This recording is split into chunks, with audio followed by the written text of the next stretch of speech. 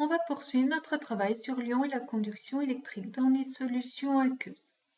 La dernière fois, on a bien vu que pour qu'une solution conduise le courant électrique, elle doit contenir des particules électrisées positivement et des particules électrisées négativement. Ce sont les ions. Ces petites particules, on les repère parce qu'à côté de la formule chimique, il y a un petit plus ou un petit moins ou même deux plus ou deux moins, etc. Autre remarque que l'on a mentionnée, c'est que les solutions qui contiennent des ions, appelées solutions ioniques, conduisent le courant électrique parce que les ions, ils sont mobiles.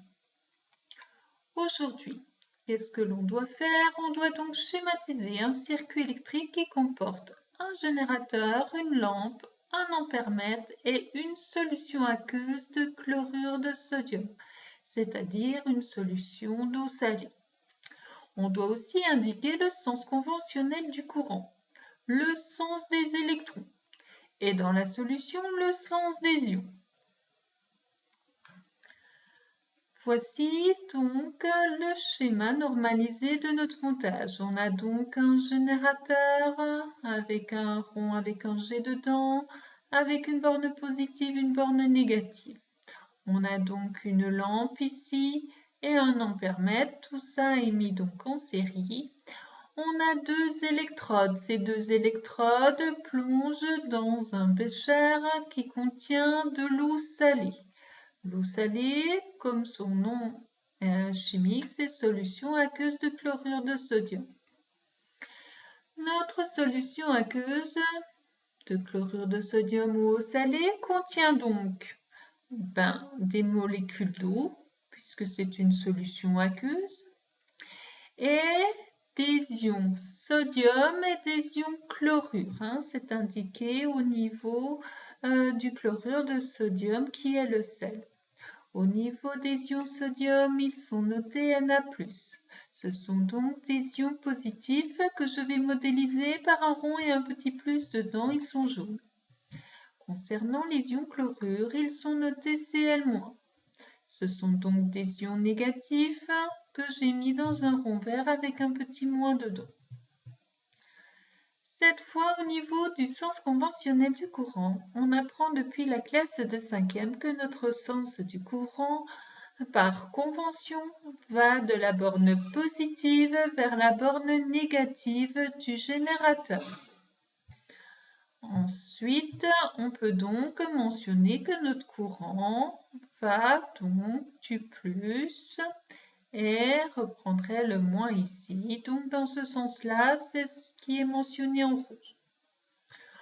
On a vu aussi dans le premier moment du cours qu'en fait les électrons, eux, vont dans le sens contraire du sens conventionnel du courant. Eux, les électrons sont négatifs, donc ils vont aller du moins vers le plus. Ils vont être attirés vers le plus du générateur. Il y a une chose que l'on ne sait pas, c'est notre sens des ions. On a des ions dans notre solution. On a mis donc 3 petits ions Cl- vert, 3 petits ions Na+ jaune. Mais eux, dans quel sens vont-ils? Pour cela, on va regarder une autre expérience, qui est l'expérience de migration des ions. On utilise un générateur. Il y a repéré le plus et le plus avec un fil rouge, le moins avec un fil noir. Ceci est relié à un petit boîtier qui va maintenir en fait du papier filtre imbibé d'eau salée.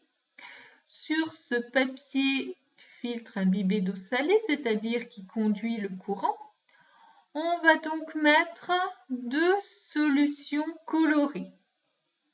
Au niveau de ces solutions colorées, la première en violette, c'est une solution aqueuse de permanganate de potassium. Elle contient donc des ions potassium K+, et des ions permanganate violet et MnO4-. Juste une remarque, les produits chimiques sont compliqués, mais ce n'est pas à se rappeler, c'est juste qu'il va falloir un petit peu repérer que ces ions permanganate violet sont des MnO4-. Ensuite, une solution aqueuse de sulfate de cuivre contenant des ions cuivre Cu2+, et ces ions, ils sont bleus. Il y a aussi les ions sulfate SO4- qui sont incolores comme les K+.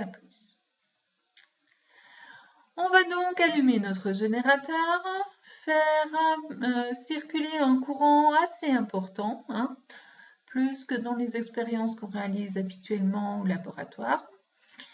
Et puis, au bout d'un certain temps, voici le résultat de l'expérience. Juste une petite remarque quand même, c'est que ces dépôts, on les a fait de manière à ce qu'ils soient vraiment à la même distance des deux fils. Et au bout d'un certain temps, on voit que les tâches se sont déplacées. On voit que notre tâche de permanganate de potassium s'est déplacée vers la gauche. Notre tâche de sulfate de cuivre s'est déplacée vers la droite. Or, les ions permanganate violet et MnO4- sont responsables de cette coloration violette et on voit qu'ils se sont déplacés vers la gauche et que ce sont les ions positifs Cu2+ qui se sont déplacés vers la droite.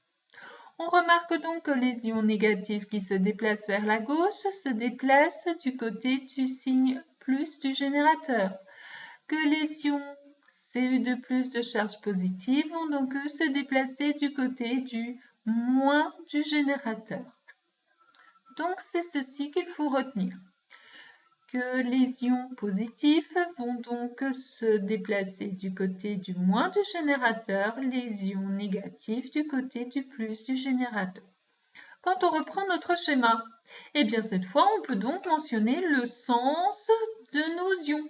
Les ions négatifs, on a dit qu'ils se déplaçaient dans le sens du plus du générateur, alors que les ions positifs, eux, se déplacent du côté du moins du générateur. Attention, en aucun cas on apprend qu'ils vont à gauche ou à droite. Vous vous rendez bien compte que si j'inverse les bornes du générateur, ça va inverser le sens de déplacement des ions.